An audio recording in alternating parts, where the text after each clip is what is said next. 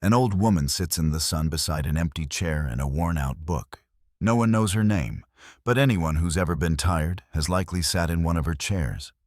Each one holds a quiet whisper from a mother who lost her child and never stopped building resting places for lost souls. Subscribe now for more films that speak straight to the heart. This story didn't begin in a home.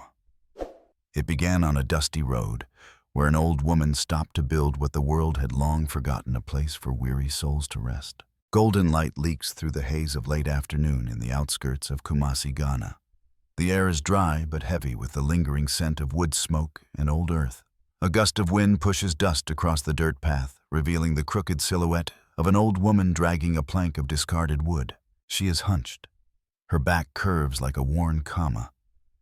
One hand grips the splintered edge of the wood, the other holds a hammer heavy and rusted out of proportion with her frame. Her movements are slow but deliberate. Her name is unknown to the villagers. They call her simply the small back with the big hammer. She pauses to wipe the sweat from her brow with the hem of her fraying wrapper. Behind her, the sun is sinking splayed across the horizon like paint left too long in the sun. Her skin reflects that same warmth, deep textured, mapped with time. Her breath is steady, focused. She begins to work. There is no dialogue, the only sounds. The sharp knock of hammer against nail, the scrape of wood on stone, children's laughter as they dash by. The wind brushing dry leaves. She is building something, a chair. It doesn't look like much. A flat seat, uneven legs. The backrest is slanted, one edge chipped. But her eyes do not look for beauty. They look for function, for mercy, for a place to pause. She sands it with a piece of rough cloth, squinting as sawdust flies up into her lashes. She lifts the chair, walks. Step by step, she carries it toward a bend in the path that cuts through the village. To the left, tall weeds swaying. To the right, the boundary wall of an old forgotten cemetery, where graves have sunk and names have faded. She places the chair down just beside the wall, half in shade, half in sun. There is no plaque, no name. She straightens it with care, then turns, walking away without looking back. And then a boy appears, 7, maybe 8. Dusty shirt, oversized shorts, no shoes. He walks with a limp in one leg, his shoulders drooping under the weight of a makeshift backpack. He sees the chair, stops, looks left, looks right. Nobody else around. He sits, slowly, carefully. His chest rises and falls. A long breath. His head tilts up to the sky, eyes closed. And then, just for a moment, the tightness in his face fades. The tiredness remains, but something else emerges underneath relief. The camera lingers on him, then cuts. Farther back along the path, the old woman Ya drags another piece of wood. She doesn't see the boy. Doesn't need to. The next day, the camera opens on a sequence of subtle routines. She scours near the trash heap by the edge of town, finds a broken bed frame, a cracked table leg, a strip of plywood with mold scars. She breaks the pieces down methodically. Her hands, though frail, move with purpose. Her thumb is bandaged, her knuckles bruised, but she does not wince. By the steps of her small shack, half tin, half mud, she has cleared a space. Old tools lie nearby, a rusted handsaw, a crate full of nails. She begins to work again. No audience, no blueprint. From across the road, 2 boys watch from behind a fig tree. Who is she, one asks. Don't know, the other whispers. My grandma says she's not right in the head. Talks to wood. They laugh, but not unkindly. There is curiosity in their eyes. Wonder, too. By the 3rd day, the chair she placed is gone. Not stolen, just missing. Ya stares at the spot for a moment. Not with surprise, not with anger, only with a long exhale. She walks further down the path to a curve near the old market wall and places another chair there instead. This one has armrests, one slightly lower than the other. Again, no name. No one thanks her. No one offers help. One evening, the sky darkens earlier than usual. Clouds swollen with rain gather in clusters above the village. The air changes. Ya returns home, dragging a sack filled with scrap As she rounds the corner of the cemetery wall, she stops. A sound, not human, a whimper. She kneels slowly, carefully, and peers under a parked wheelbarrow beside the road. There, tucked into a hollow in the grass, is a dog. Its fur is matted with blood. One ear is torn. A deep cut on its flank reveals raw, angry flesh. The dog growls low as she approaches, then whimpers again, shivering. It is too weak to run. Ya doesn't flinch. She reaches into her sack and pulls out a piece of bread, stale, broken, but still food. She places it near the dog, waits. The dog sniffs, takes a bite, another. Slowly it crawls closer. Ya reaches out with the hem of her cloth and presses gently against the wound, applying pressure. Her face tightens, not with fear but with memory. The dog does not resist. It leans against her hand. She wraps the cloth around its torso and lifts it into her arms. The camera lingers on her profile. Rain begins to fall. She doesn't run, she walks. The chair in the distance, the one under the tree, is soaked now. But it remains, upright, waiting, back inside her home, lit only by a hanging kerosene lamp. Ya places the dog gently on an old sack. She cleans the wound with warm water and ash. Tears run silently down her face, not from sadness, but from a quiet, overwhelming tenderness. The dog falls asleep. She names him later, though we do not hear it yet. The next morning, villagers pass by a new chair placed outside the community borehole. A woman in her 40s carrying a basket of cassava pauses to sit. She looks down. There's a word carved into the backrest, Dwayne Rest. She smiles faintly, then leaves. No one asks who made it, but everyone uses them. Back at the shack, Ya sips porridge from a chipped cup. The dog, now limping but alert, sits beside her. He wags his tail once, then lays his head on her foot. The camera pans to her hands, calloused, cracked, resting on a plank of wood. She closes her eyes for a moment, then picks up the hammer. Knock, knock, knock. Fade to black. The rain had passed, leaving the dirt roads of the village glazed in thin mud and scattered with fallen leaves. The early morning sun slanted low, lighting the edges of tall grasses with a honey-gold burnish. Life in the village resumed as it always did, slow, familiar, necessary. Chickens darted between doorways, women fetched water with babies slung on their backs, and the first vendors began setting up mango crates near the square. But something had changed. The chairs. They had begun appearing quietly, with no explanation, no name. Each one different, some tall-backed, others short and squat. Some were made from polished offcuts of old wardrobes, others from rotted scaffold beams and salvaged shutter panels. No two were alike, yet all shared the same strange dignity, crafted with attention left without signature. There was one near the well, one under the acacia by the bus stop, another just outside the health clinic. A small child had even been spotted brushing sand off the seat before sitting down to eat roasted plantain with her mother. No one asked who made them. No one questioned where they came from. Perhaps no one wanted to. It was as though these chairs were not placed, but had simply grown from the ground, called into being by need alone. Far from the road, behind a veil of banana leaves, Kojo stood with a borrowed camera slung around his neck and a dog-eared notebook half sticking out of his bag. He adjusted his glasses, squinting into the sun. Sweat beaded along his temples despite the shade. He wasn't from here, not exactly.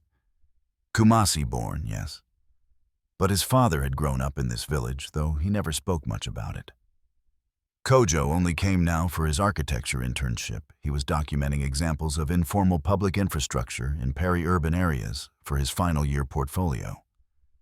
But what he found here was different. His supervisor had told him to look for accidental architecture. What Kojo found were chairs. Everywhere. Unassuming, sometimes half-hidden, but present. Always at the edge of paths, at turning points.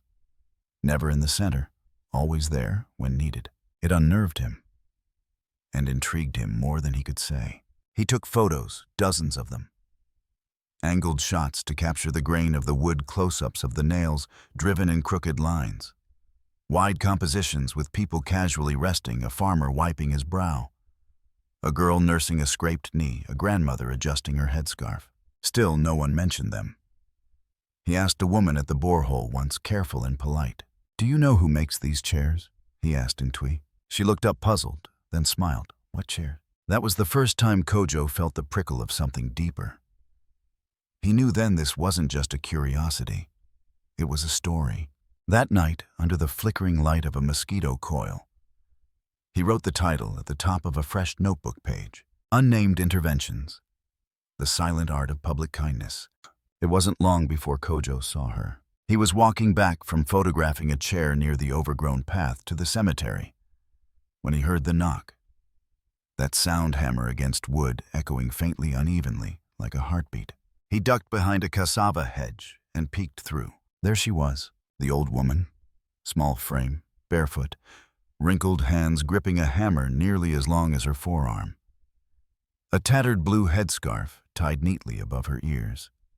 She was perched on a low stool hunched over a crooked slab of timber, attaching a mismatched leg to what would soon become another chair. Beside her, curled under the shade of a tilted zinc sheet, was the dog. The same one Kojo had seen limping along the market road.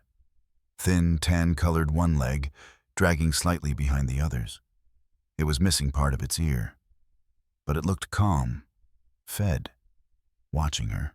They were working in rhythm. Kojo didn't move. He barely breathed. Something about the way she held herself, the quiet concentration, the economy of motion, the way she paused before each nail felt sacred. Like she was praying with her hands. Every tap of the hammer was a word spoken into wood. He stayed until dusk before slipping away, careful not to rustle a leaf. He returned the next day, and the next. Each time he watched from a distance. Sometimes she was sawing planks. Sometimes painting thin coats of varnish from a reused oil bottle. Sometimes she just sat watching the road, the dog's head on her lap. Kojo began to draw, not just take photos, sketching each chair in detail, recording dimensions, noting how they related to their location, how one was placed beside a mango tree known to drop its fruit every noon, how another sat within reach of a crumbling water tap. He noticed something else. These weren't just resting places. They were listening places. Every chair bore evidence of lives passing through. One had carvings etched in the seat, K plus, A forever. Another had a blood stain at the edge, now faded to brown. Yet another had a string of cowrie shells tied underneath, like someone's prayer had been tucked there. Kojo began to feel haunted, not in fear, but in reverence. Who was this woman? Why did no one speak of her? Why did no one thank her? He asked around cautiously. Some villagers shrugged. Just an old woman, been here forever. One man laughed. They call her that small back with the big hammer. I see her walking at night. Strange. Another whispered. She lives by the cemetery, alone. They say she talks to dogs and ghosts. Kojo didn't care about the gossip. He wanted her story, but he didn't approach her. Not yet. He felt it would be a kind of trespass. He wasn't ready. He hadn't earned the right. Instead, he started writing again. There is a language in these chairs, he wrote one night. They are not meant to impress. They are meant to wait, to endure, to be enough. He began uploading some of his photos to his university blog. He used the title Public Art by the Invisible Hand. A few of his classmates commented, intrigued. His supervisor sent a message, brilliant angle. Keep digging. But Kojo didn't want to dig. He wanted to sit, to understand. He tried once, just once, to leave a note on one of the chairs. A folded piece of paper tucked under a leg with the words, I see what you are doing. Thank you. The next morning, the note was gone. But the chair had been moved 2 meters to the left, closer to the shade. Someone had left a plantain peel on the seat. Kojo smiled. That was the moment he realized she was watching him too. The dog began to recognize him. It would glance up when Kojo passed, then return its head to its paws. Once when Kojo dropped his sketchbook in a gust of wind, the dog limped over and sniffed it, then lay down next to it until he picked it up again. It had no collar, no leash, but it never left her side. Wherever the old woman went, the dog followed, silent, loyal, tethered not by rope, but by something deeper. Kojo started calling it companion in his notes. Still, he did not speak to her. Not yet. Late one evening, as the sky shifted to indigo and bats began their rise over the trees, Kojo sat on one of the chairs. It was near a footpath used mostly by children walking home from evening classes. The air smelled of charcoal and damp grass. He sat quietly, notebook open on his lap. He didn't write. He didn't sketch. He just sat. He wanted to feel what others felt. To understand not the object but the space it created. A boy walked past him and looked curiously at the notebook. "You draw the chairs?" the boy asked. Kojo nodded. The boy grinned. "My grandma says they appear when someone needs them, like magic. She says the woman who makes them is invisible." Kojo looked at the child. "Do you believe that?" he asked. The boy shrugged. "I don't know. But I was crying once, after school, and there was a chair. I sat and I felt better." Kojo's chest tightened. He looked down at his notebook. He didn't write the boy's words. He didn't need to. The chairs were doing the talking. That night, back in his rented room, Kojo began to write what would become the heart of his article. There is an architecture not of buildings, but of moments. A design of silence. A blueprint of kindness. These chairs, built by no architect, signed by no artist, hold the weight of the tired, the broken, the unseen. They are not just furniture. They are places where dignity sits down to rest. He paused, then added, "And someone very small, is making sure none of us go without that place." He saved the draft, closed his laptop. Outside, thunder rolled in the distance. The wind picked up, and in a shack beside the cemetery, an old woman placed the last leg on a new chair, while a dog with a crooked gait leaned its head against her bare foot. Kojo waited for the moment, not just any moment, the moment when she might look up, when her eyes might meet his. He had been circling around the idea for weeks, tracing her routine like a shadow tracing sunlight. He had watched her work, watched the way she spoke with her hands and built with her back turned toward the world. But he had never heard her voice, not even once. He approached slowly one morning, notebook in hand, a nervous smile on his lips. The dog, still limping, but stronger now, was curled at her feet, chewing gently on a piece of boiled yam. "Ma'am," Kojo began, voice tentative but clear. "I've seen what you do. I just wanted to say, it matters." No answer. Ya didn't stop hammering. Her movements were measured, as if counting something only she could hear. Kojo shifted, glanced at the dog, then back at her. "I'm an architecture student," he added. "Studying how spaces, informal ones, change people." Still no reply. Then just before he turned to leave, Ya gave a single subtle nod. Nothing more. But something in Kojo's chest relaxed. It was the first time she had acknowledged him. Not with words, but with presence.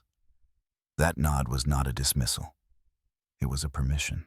The dog had become part of the story, inseparable from her. It had changed in appearance since Kojo first saw it. Leaner, stronger. The wound on its flank was healing now, scabbed and scarred. But more than that, one of its back legs was gone.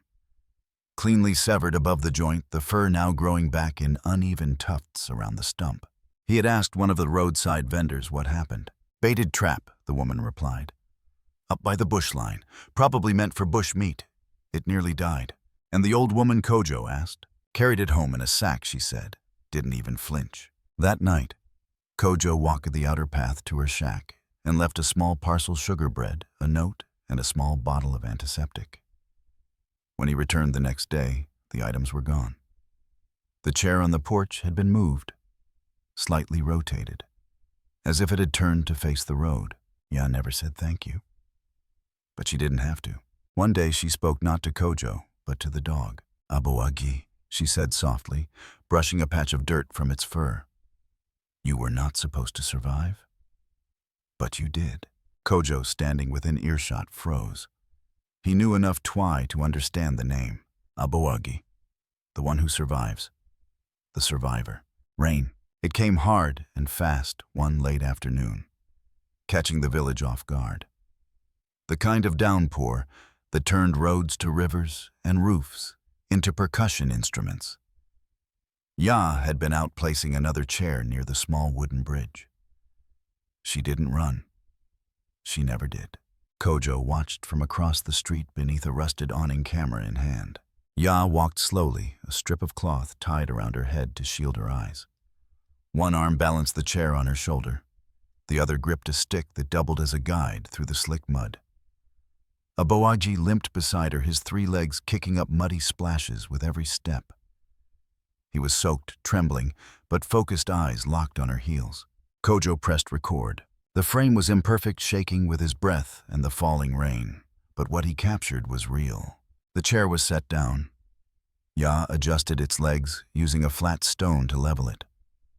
She wiped the surface with her sleeve, despite the rain soaking it again. Then she stood back and looked at it, not admiring, just making sure it belonged there. At that moment, a municipal truck appeared, large red streaked with grime and government stickers. It screeched to a halt near the corner. 2 men in neon vests jumped out, laughing loudly over the thunder. They approached the chair. Kojo felt his heartbeat rise. Ya didn't move. She stood beside the chair, silent. The taller worker kicked at the legs of the chair, testing its strength. "Not authorized," he barked. "Belongs in firewood." Ya said nothing. The man reached down and flipped the chair over. It cracked, not entirely, but enough.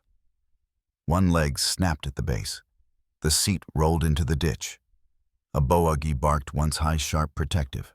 Kojo filmed everything. Ya bent down slowly, gathered the broken pieces into her arms. She didn't argue, didn't shout. But her body looked smaller now, shivering, her scarf sagging under the weight of the rain. The workers laughed again, climbed back into the truck, and sped off. Aboagi stood in the road, growling until the taillights vanished. Kojo stepped out from his cover water, soaking into his shoes, and ran to her. But he didn't speak. Just stood beside her in the rain as she cradled the broken wood like a child. That night, Kojo uploaded the video. No filter, no music, no edits. Just a caption: "Who builds chairs for the tired?" It was a question, but also a challenge. He didn't expect it to spread, but it did. By the next morning, the video had been shared hundreds of times. By midday, thousands. Students from the university reposted it with hashtags like #UrbanKindness, #ArtWithoutName, and #SilentBuilders. Someone translated the caption into French. Another user created a short poem. "She hammers in silence. For strangers she'll never know. Chairs that carry hope." Kojo watched it unfold, both exhilarated and terrified. He hadn't asked Ya's permission. He hadn't even told her. What would she think? Would she be angry? Embarrassed? Hurt? He wasn't sure. But something in him insisted the world had to see. Not for fame, not for credit, but because a woman who saved a 3-legged dog and kept building chairs in the rain deserved to be seen. That afternoon, Kojo returned to the spot where the chair had been destroyed. It was empty. The mud was drying the road, half erased. Children walked past without looking down. He knelt, took out his notebook, and drew the chair from memory, every crack, every crooked line. He didn't see Ya approach, but suddenly she was there, standing behind him. He turned, startled, unsure what to say. She looked down at the notebook. Her eyes studied the sketch. Then, for the first time, she spoke directly to him. "They broke it," she said. Kojo nodded. "I'm sorry." She didn't respond immediately. Then she said, "But the ground remembers." He didn't know what that meant, not exactly, but she turned and walked away. Aboagi followed, limping, proud, and Kojo realized she wasn't just building chairs. She was building memory, places, for people, for pauses, for things to be left behind and still remain. He sat there long after she disappeared, sketching, until the sun disappeared again. Then he wrote 4 words at the bottom of the page. She didn't stop building. The rain-soaked video didn't whisper. It roared. By the second morning, the clip had already passed the 50,000 mark. By the end of the week, it was climbing into 6 figures. It was being shared by urban designers, social activists, artists, educators, and strangers who didn't know the woman in the video, but recognized something essential in her. The caption, "Who builds chairs for the tired," became a rallying cry. People reposted it with reflections. "My mother used to sit like that, silently making space for everyone." This is the art we forget to see. A chair can be resistance. A chair can be a revolution. Students at Kojo's university organized a discussion on anonymous public art. Professors began referencing the video in lectures. Local influencers made emotional TikToks dissecting the footage. Someone added piano music to the rain scene and turned it into a mini documentary. But at the center of it all was the woman no one could name. The woman with the bent back, the heavy hammer, and the dog with 3 legs. The mystery added fuel. "Who is she?" they asked. "She's us," someone replied. Kojo was overwhelmed. He hadn't expected this. He had hoped to tell a quiet story. Instead, he'd ignited something larger, something neither he nor Ya had prepared for. And now came the attention. The mayor's office called a press conference. Journalists began contacting the municipal district, asking for interviews. When officials were asked who had placed the chairs, they offered no answer, only discomfort. Someone at CityWorks made a snide remark. "We don't regulate emotional furniture." But soon that posture shifted, because pressure was building from the public, from academics, from citizens who had never stepped foot in the village, but now felt deeply connected to the woman in the video. The district commissioner summoned a team. The first question was simple: who is responsible for these chairs? They sent inspectors to the village. Quiet at first, 2 men with clipboards and plastic shoes pretending to do routine surveys. But they weren't discreet. Villagers noticed. Word spread quickly, and when the officials asked people directly, they all gave the same answer. "I don't know. I just see a small back carrying wood." Kojo knew they would find her eventually, so he went first. He walked the long path past the cemetery beneath the twisted neem trees until the rusted tin roof of Ya's shack appeared in the clearing. The dog Aboagi was lying on the steps, eyes half closed, ears alert. He didn't bark. He knew Kojo now. Ya was inside humming to herself, barely a hum, more like breath given shape. Kojo knocked once. She opened the door, didn't smile, didn't frown, just looked at him as if she had been expecting this moment all along. "I thought I should explain," Kojo said. "The video, it went further than I imagined." Ya stared for a moment, then turned away. He followed her into the dim room, filled with wood scraps, stacked fabric tools, and a worn photograph of a girl tacked to the wall. The air smelled of sawdust, rain, and old porridge. "I never meant to expose you," he said, "but people care. They want to know who you are." She said nothing for a long time. Then finally she spoke. "I don't make chairs." Kojo blinked. "What do you mean?" She looked at him, eyes steady. "I stop, that's all. I stop long enough for the world to slow down. And sometimes that stopping leaves behind something to sit on." Kojo felt his throat tighten. "But those chairs," he began. She cut him off gently. "They're not mine. They belong to the road. To the tired feet. To the hearts that carry too much." He couldn't answer. She picked up a broken leg from one of the destroyed chairs and held it in her palm. "They want to take them now, don't they?" He nodded. She nodded too, calm, already knowing. They always come eventually. For the things they never helped build. 3 days later it happened. A red city truck pulled into the village at dawn, just as vendors were opening their stalls, and the air still carried the cool breath of night. 3 men in reflective vests got out armed with crowbars and gloves. By order of Kumasi Municipal District 1 barked, "We are removing unauthorized obstructions." The chairs were their targets. They went to the first one outside the market. One man gripped the backrest, while another slammed a crowbar beneath the seat. It splintered easily. The sound cracked through the street like a slap. A woman dropped her calabash. A child cried. No one stopped them. Not yet. But when they reached the next chair placed beside the well-painted, faintly in blue, that's when Aboagi appeared. He had followed Ya, who had come to the edge of the road, with her scarf pulled low, and her hands trembling slightly. Aboagi stood between the men and the chair, teeth bared. One of them laughed. "Move your mutt, old lady." Ya didn't speak. She placed a hand on Abogi's head. The man took a step forward, and Aboagi lunged. It wasn't a savage attack.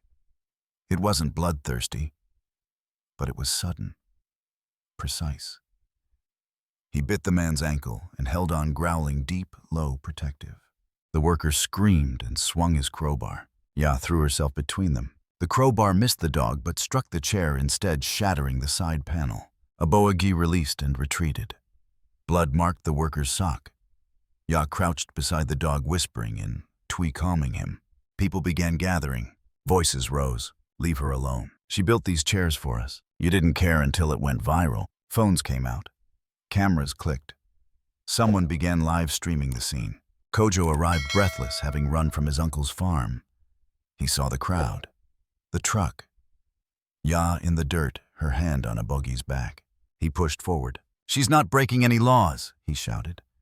"There are no permits required for kindness." A government representative stepped out from the truck, a woman in a stiff suit with an expression carved from stone. "This is not about kindness," she said coldly. "It's about safety.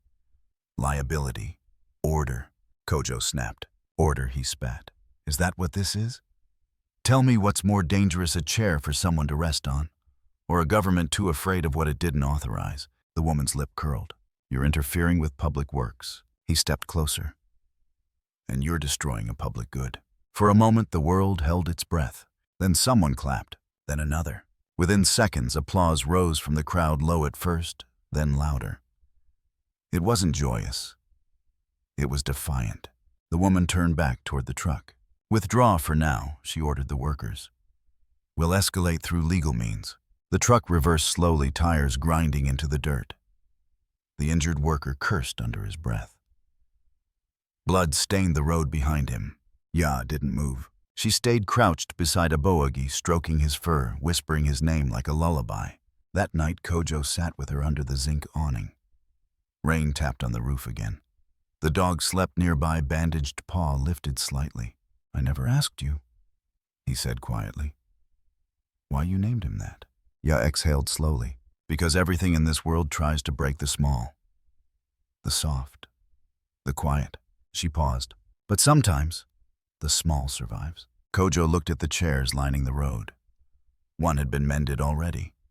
Another stood freshly placed under the almond tree. "You think they'll come again?" he asked. She didn't answer right away. "Then yes," he nodded. "Then we'll be ready." She looked at him, truly looked this time. "You're not just here to watch anymore, are you?" Kojo smiled faintly. "No," he said. "I'm here to sit." She reached into her pocket, pulled out a nail, and handed it to him. "Then hold this," she said. And just like that, he became part of the building. The light in Ya's shack was thin, filtered through a patched tarp and the narrow gap beneath the rusted corrugated roof. Outside, a humid silence hung in the air, thick with dust and the quiet hum of insects. A boagi slept curled near the doorway, his breath shallow and slow. Kojo sat on a low stool across from her. He had brought his recorder, but it stayed inside his satchel untouched. He didn't know how to ask. Not yet. Ya was working again. Not building a chair this time, just holding a plank of wood in her lap, sanding the edge with a torn strip of cloth. Her fingers were steady, but her eyes didn't seem to follow the motion. They stared somewhere deeper into grain, into memory. Kojo swallowed hard, then finally asked the question that had been pressing against his chest for weeks. "Why do you do it?" His voice was soft, respectful. But it cut through the quiet like a sharp blade. She paused. The cloth stilled in her hand. She didn't look at him. "For who?" he added. "Why the chairs?" Still no answer. Kojo leaned forward, elbows resting on his knees. "I think I know what they mean to us. But I don't know what they mean to you." Now she looked at him. Not with anger, not with distrust, but with something deeper, a weariness that felt old enough to have roots in the ground. She set the wood aside, wiped her hands on her skirt.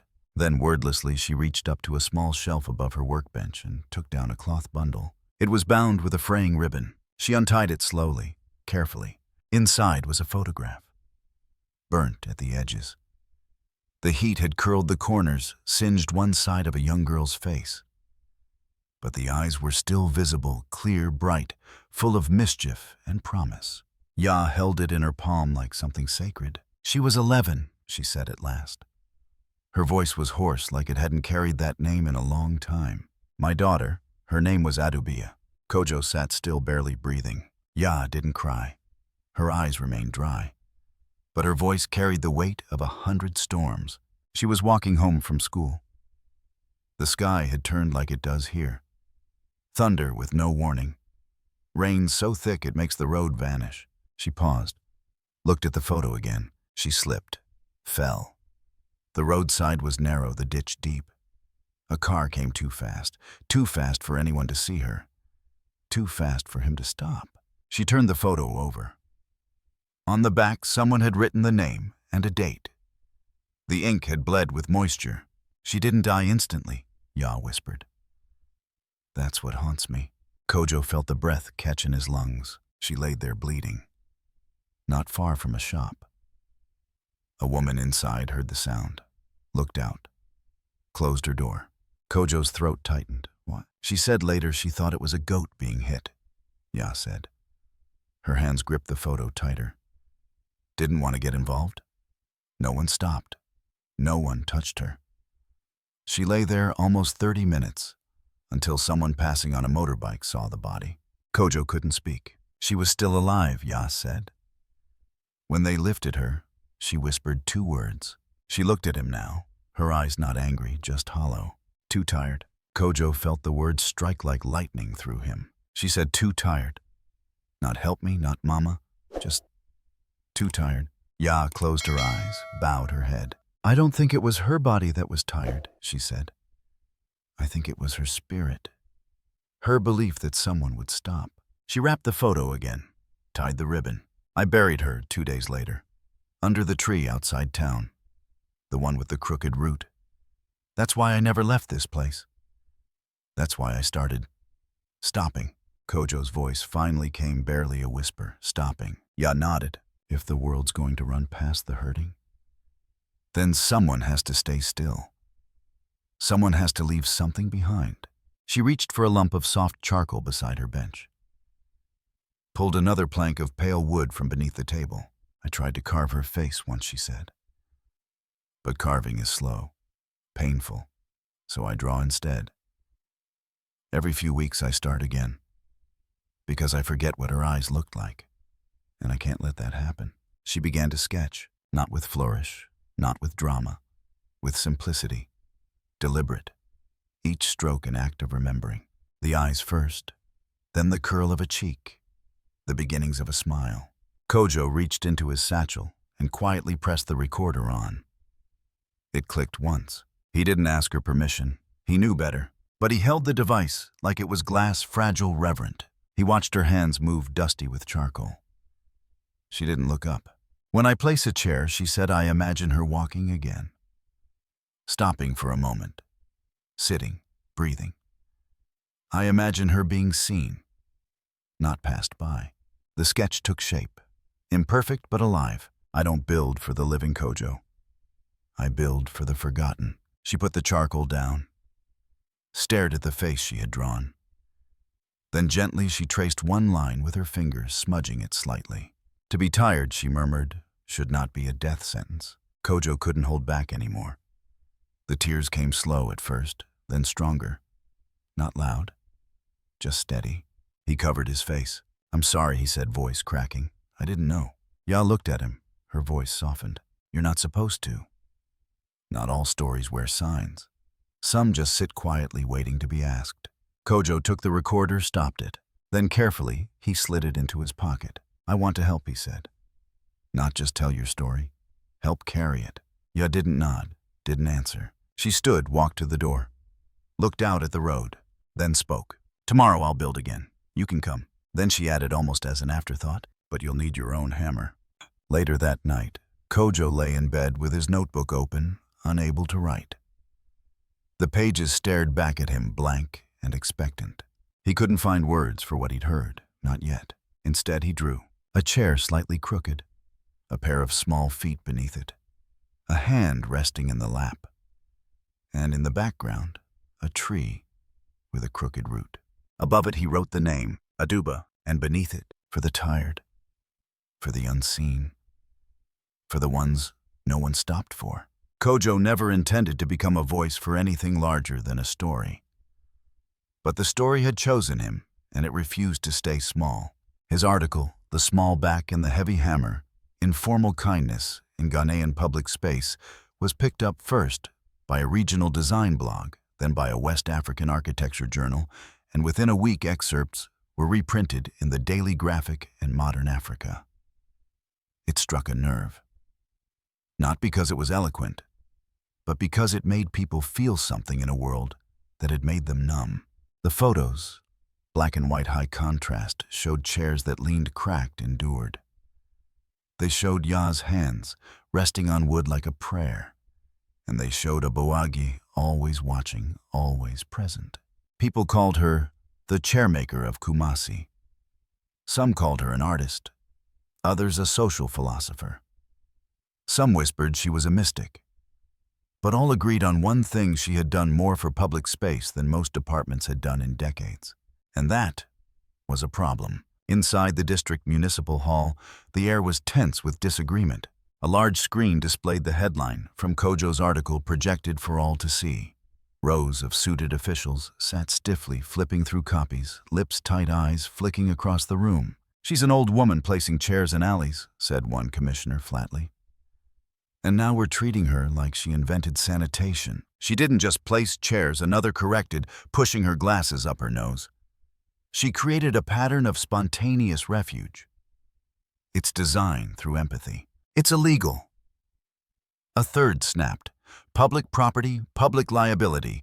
If someone falls off one of those chairs, guess who pays?" They bickered. One faction, mostly younger city planners and progressive artists, wanted to meet with Ya to recognize her work, to invite her into a pilot program on informal civic design. Another faction, more traditional, cautious, wanted the chairs removed and the matter buried before it embarrassed the bureaucracy further. "She is not licensed," one said. "She is loved," another shot back. The debate boiled over. A week later, an open meeting was announced. The municipality would hold a public consultation to discuss unauthorized structures in communal spaces, though everyone knew exactly what that meant. Word spread fast. On the day of the meeting, the community center was packed, people spilling out the doors, standing on chairs, crowding windows. Elders, traders, children, students, and journalists jostled for space. At the front, a row of officials in matching blazers. In the center, Ya, flanked by Kojo on one side and a Boagi sitting obediently on the other. She wore her faded blue headscarf. Her hands were folded in her lap, her face unreadable. The meeting began with stiff formality. A list of concerns was read aloud: risk of obstruction, liability, safety precedent. Photographs of chairs were displayed alongside statistics of pedestrian traffic. It was dry, intentional. Then came the floor. One by one, villagers stood up. "I sat on one of those chairs the day my husband died," said a woman in a yellow wrapper. "I couldn't make it home. That chair saved me from falling." "My son was hit by a motorbike last year," said a man near the back. "Not fatally, thank God. But he waited for help sitting on one of those chairs. Alone. Crying. That woman's work matters." Then the student spoke. "She's the definition of human-centered design," one girl from the university declared. "She's doing what you all talk about at conferences. But with no funding, no platform, just purpose."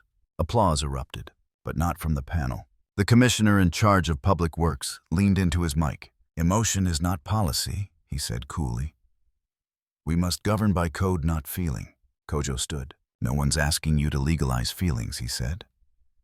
"We're asking you not to erase the people who still have them." Another cheer. But the tension cracked. One official slammed her hand down. "This is not a trial." Kojo didn't back down. "You're right, it's not. Because if it were, you'd already have lost."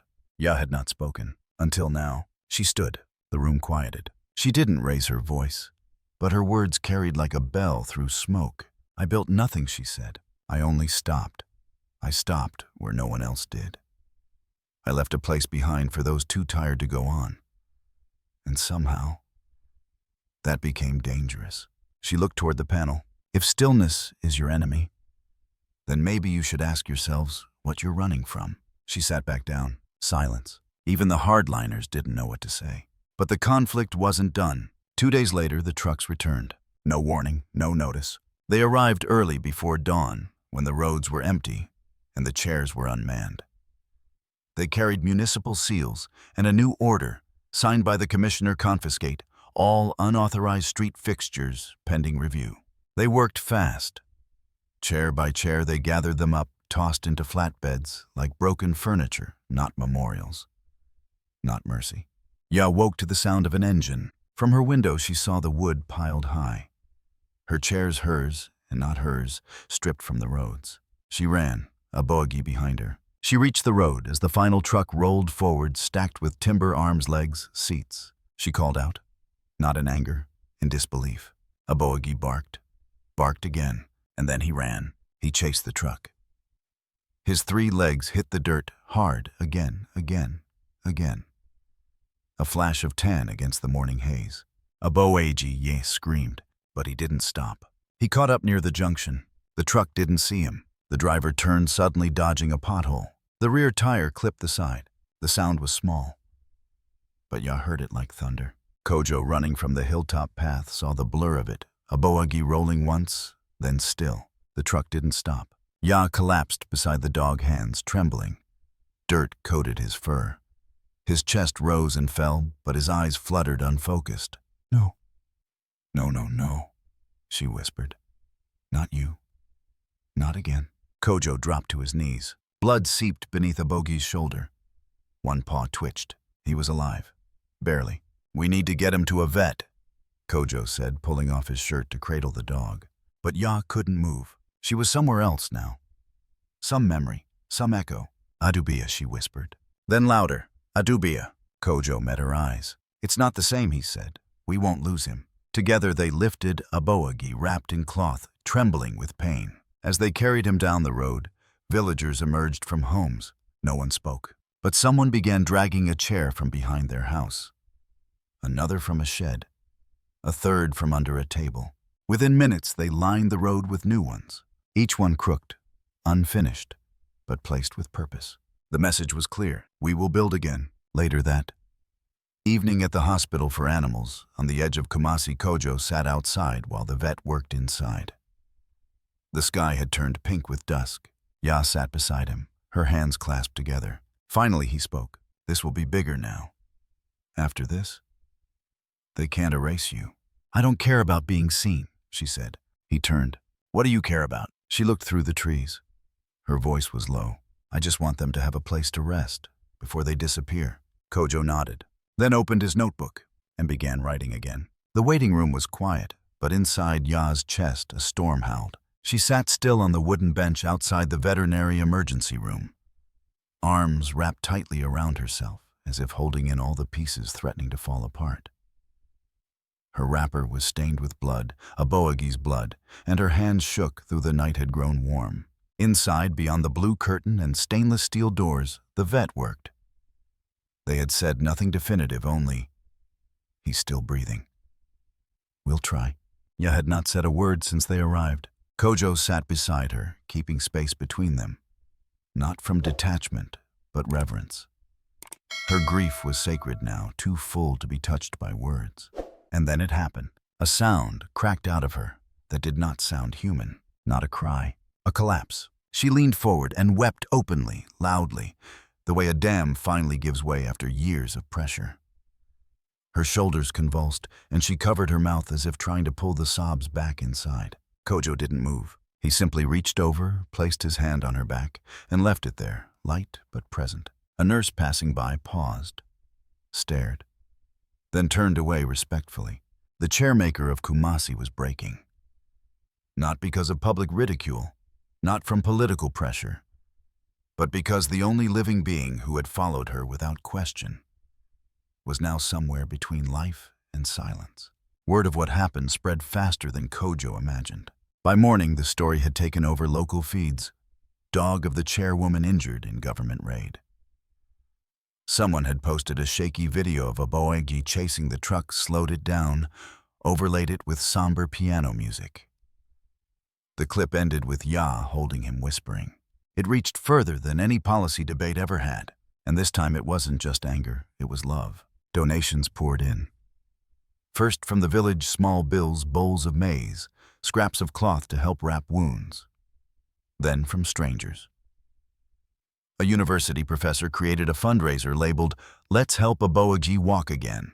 It surpassed its goal in less than 12 hours. Ya didn't understand at first. Why are they sending money? She asked Kojo.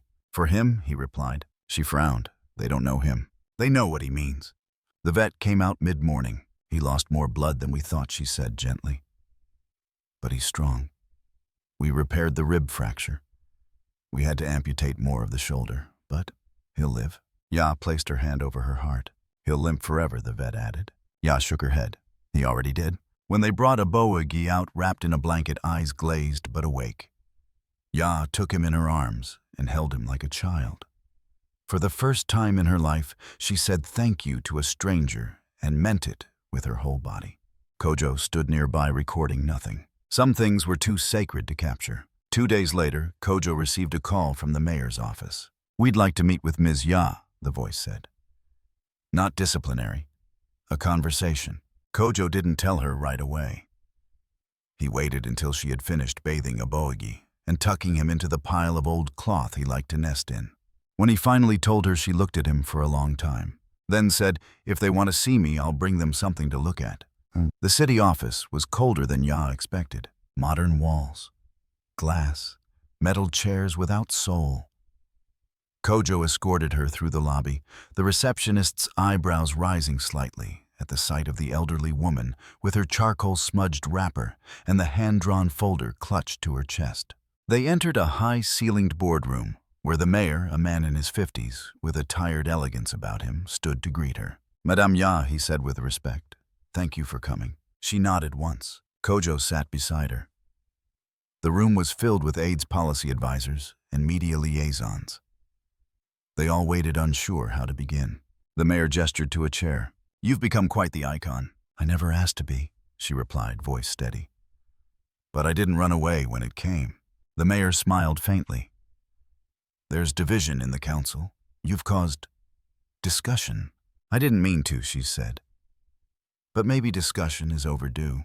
There was a pause. Then she placed the folder on the table and opened it, inside a series of hand-drawn sketches. Each one simple. A chair drawn in charcoal and ink. No symmetry, no polish. But each one evoked something: a stooped posture, a folded shawl, a shadow cast beside it. These are not for show, Ya said. They are not for art galleries. They are for waiting, for breathing, for grief, for hunger, for mamas carrying too much, for boys who can't walk all the way home. She looked directly at the mayor. I just want each person to have somewhere they don't feel forgotten. The room was silent. She slid one sketch forward. This one, she said, pointing, should be placed outside the hospital. For the ones who can't go in yet. Another. This one should go by the water kiosk. For the pregnant girls who carry more than buckets. And another. This one goes by the graveyard. For the mourners who have to walk back alone. The mayor studied them. These designs, they're raw. They're human, she said. And no one can regulate that. One of the advisors cleared her throat. We had begun drafting a program, a pilot initiative. Public rest points. We were considering contracting a design firm. Kojo leaned forward. You already have one, right here. The mayor held up a hand. Let her speak. Ya took a breath. I don't need a contract, she said. I need permission. Let the chairs stay. Let them spread. Let them mean something. The mayor studied her for a long time, then finally said, We'll start with 5. If they work, we expand. You'll guide the placements. Kojo can help coordinate. Ya's fingers tightened slightly, and the name someone asked. What do we call the project? She paused, then whispered, Places of Kind Rest. The first official Kind Rest space opened 2 weeks later. It was a small clearing near the bus stop, once filled with trash and weeds.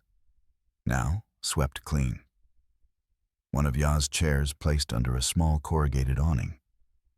Beside it, a painted board that read, For anyone too tired to keep walking. The mayor came. So did university students, artists, parents, elders, and children. Aboagi was there too, lying at Ya's feet, one eye closed, tail flicking every now and then. He wore a small hand-sewn vest with a patched chief companion. Kojo stood behind the crowd, taking no photos, only watching. Ya walked up to the chair. She ran her fingers along the edge. Then she sat. The crowd watched in silence. She looked up, smiled faintly, and patted the chair beside her. Come, she said. A boy stepped forward and sat next to her. Then another. Then a woman. Before long there was a line. Not for selfies. Not for clout.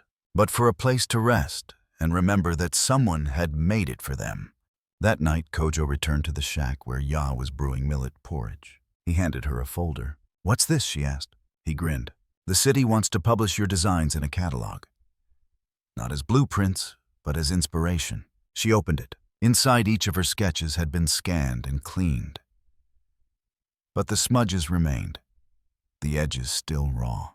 They hadn't sanitized her work, just honored it. Ya stared at the pages, then turned back to the fire. "They still don't understand," she said. Kojo tilted his head.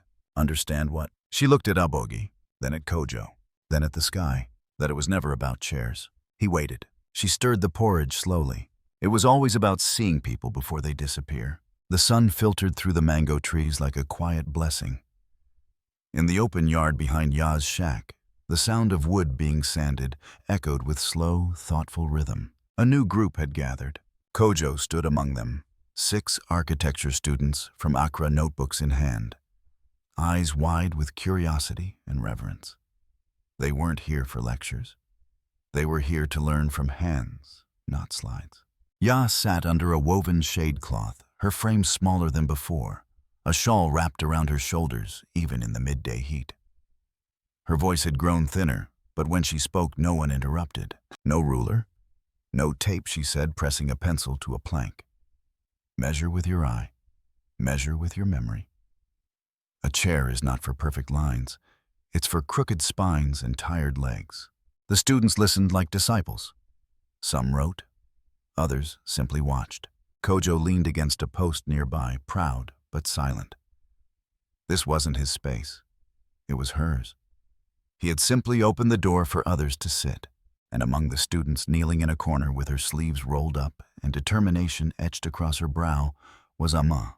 She was 10 years old, and she was the most focused of them all. Ama had been watching Ya for years.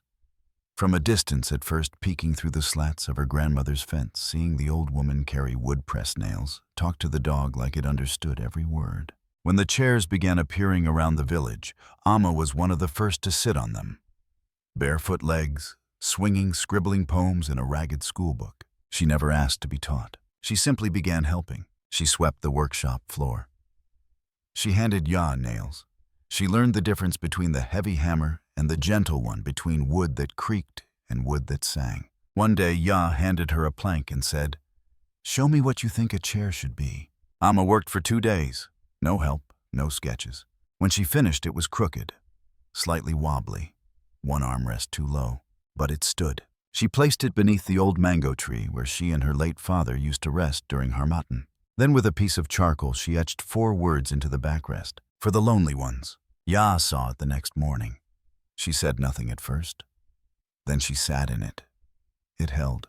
She looked at Amma and whispered, "Then I'm not the last." Ya began fading shortly after. Her steps grew slower, her appetite smaller. Her voice, when she used it, came with longer silences between thoughts. But she never stopped building. Kojo noticed it first, the way her hands trembled as she held the hammer, the way she leaned on a boagi for balance. The dog, older now, slower too, walked beside her, as if guarding not just her body, but her legacy. One morning, she didn't rise at dawn, as usual. Kojo found her still in bed, eyes open, staring at the roof. "Do you want me to take you to the clinic?" he asked. She shook her head. "I'm not sick," she said, just nearing the final stillness. He sat beside her. "I started writing something," he said. "A book." She turned her head slowly. "About what?" "You. But not just you. About the chairs, the meanings, the silences, the way stillness can become sacred." She smiled weakly. "You'll need better words than mine." "No," he said. "I need your words." She turned toward him. "Then write this: let no chair be so polished that it forgets the ground it came from." He wrote it down. The book took shape in the quiet hours between teaching and caring. Kojo titled it The Nameless Chairs. Each chapter centered on a place: the hospital, the graveyard, the market, the tree where Adubia was buried. He didn't describe the chairs in technical terms. He described them as people. One chair stood with pride. Another bent in sorrow. One caught tears. Another caught dreams. He included drawings, not cleaned-up illustrations, but smudged reproductions of Ya's own, the way she'd meant them to be seen: imperfect, honest, human. Amma helped him. She copied quotes. She inked the cover. She insisted on one last edition. We have to write about the mango chair, she said. It's the first one I built. Kojo smiled. Of course. They titled that chapter, The One for the Ones Who Sit Alone. Ya read the manuscript in pieces. Sometimes aloud. Sometimes to Aboagi. One afternoon, as the rains began tapping gently on the roof, she looked up from a chapter and said, "It's not a book." Kojo blinked. "What is it then?" She looked at him with tired, clear eyes. "It's another chair." He didn't understand. "It's a place for people to sit. Even when we're gone." The village threw her a celebration. Not because she was dying, no one dared say that word aloud, but because she had lived in a way that changed them. It wasn't grand, just a gathering at the community center decorated with yellow cloth and charcoal sketches. Children sang. Kojo spoke. The mayor came too, presenting her with a framed certificate that Ya barely looked at. But when Amma came forward with a small chair polished carefully, but still bearing rough edges, Ya reached out and hugged her. The room grew quiet as she whispered something in the girl's ear. Amma nodded, tears in her eyes. Later, Kojo asked what she'd said. Amma replied, "She told me I would be the next one to see the tired." The following week, Ya stopped building altogether. Her tools stayed in place. Her bench remained untouched. She sat for long hours beneath the neem tree, Aboagi curled at her feet, Amma often beside her. One evening, Kojo brought her an early copy of the book, bound simply brown cover title in white. The Nameless Chairs, by Kojo Asare and Ya with Amma. She held it, ran her fingers across the title, then handed it back. "I won't need it," she said, "but someone will." That night, she slept early, and in the morning, she didn't wake. Amma was the first to find her. She didn't scream, she didn't run. She simply sat beside the bed, took Ya's hand, and whispered, "Thank you for stopping." Kojo arrived soon after. The air in the shack was still. Aboagi sat beside the bed, unmoving, his nose pressed to Ya's blanket.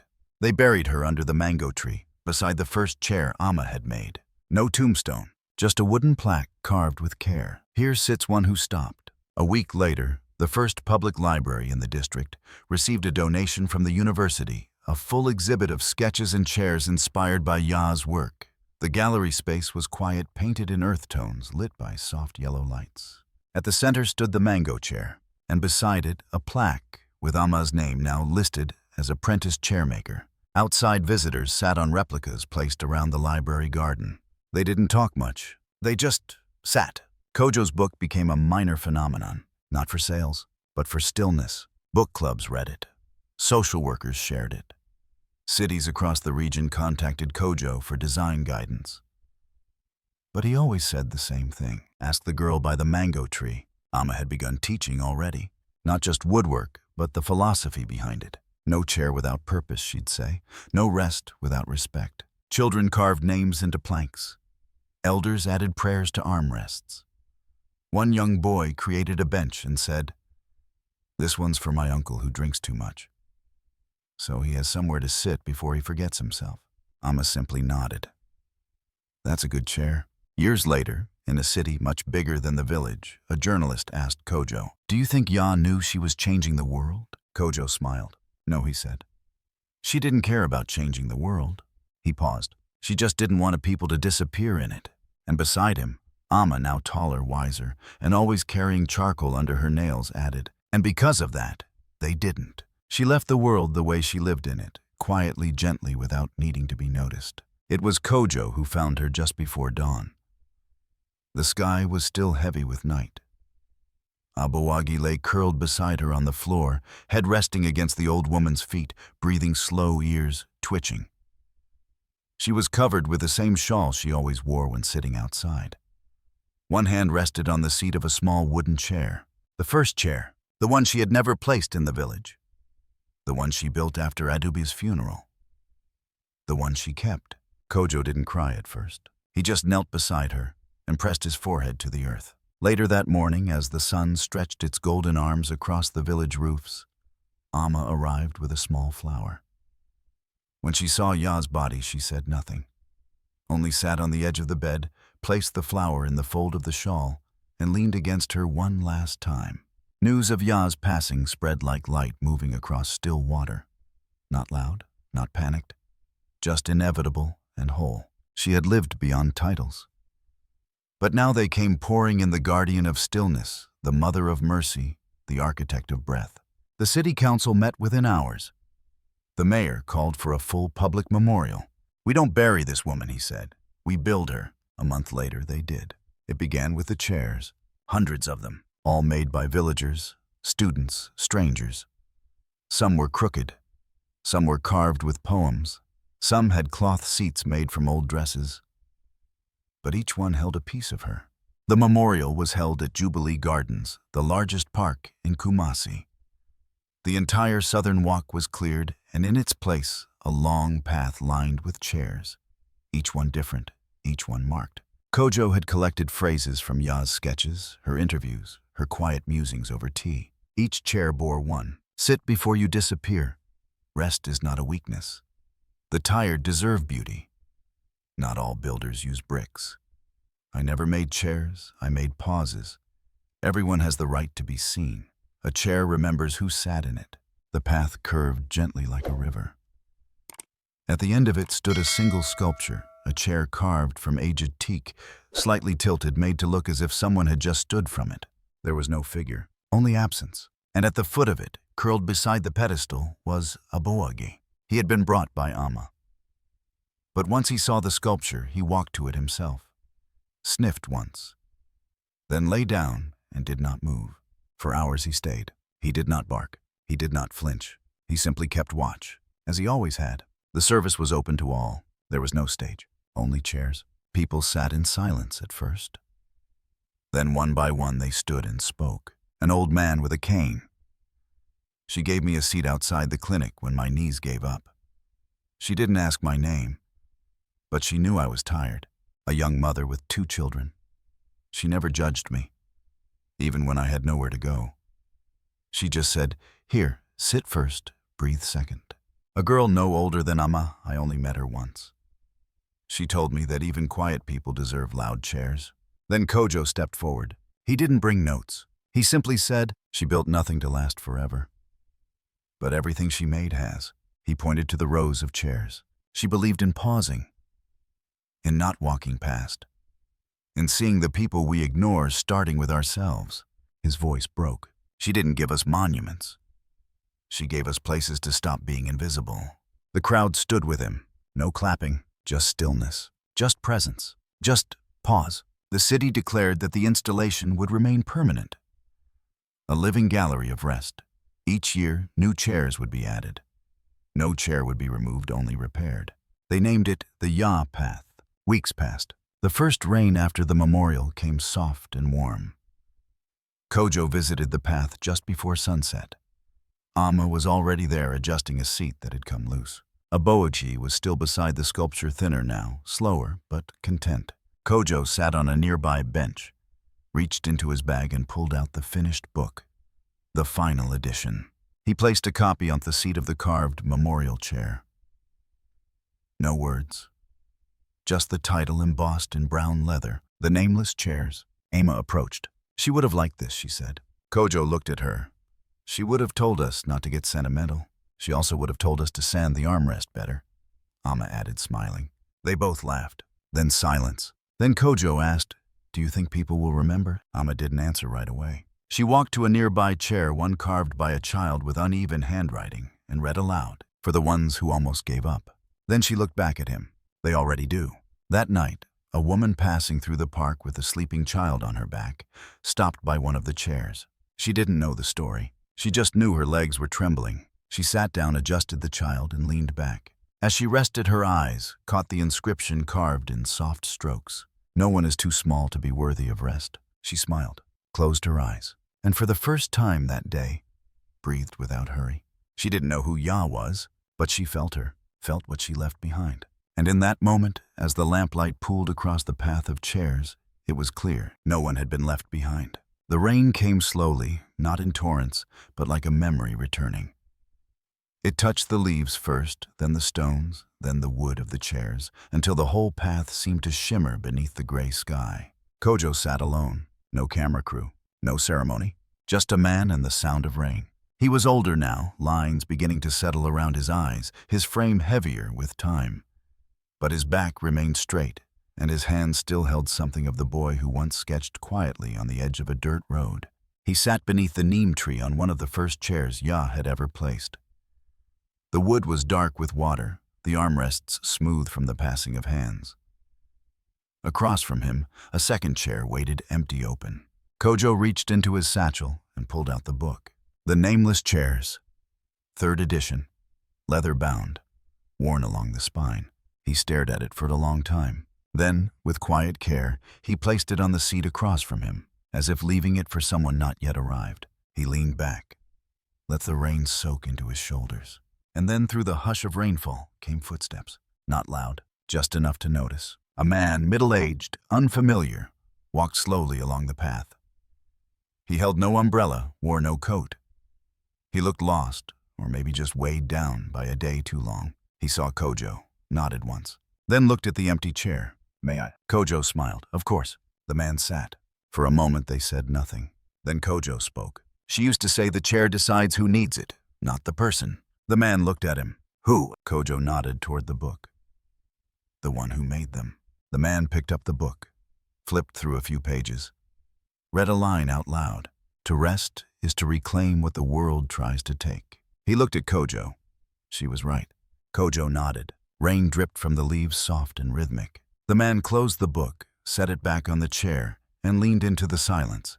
Then a voice, low, familiar, not spoken aloud but present. Ya's voice, carried through memory or wind or something deeper. So long as one chair remains a place of kindness, still exists. So long as someone sits, no one is ever truly gone. So long as we stop even once the world cannot forget how. Kojo's breath caught. And then finally she said, "As long as there is a chair, there will always be a place where no one is left behind." The rain fell harder now, but neither man moved. The book remained where it was. The chairs, weathered imperfect, held their ground. Across the park, other chairs sat in silence. An old woman resting from her market errands. A teenager scribbling lyrics into a notebook. A child sleeping against her mother's shoulder. Each of them separate, each of them seen. The screen faded slowly to black. And in the darkness, a final line appeared, dedicated to those who build even when no one sees.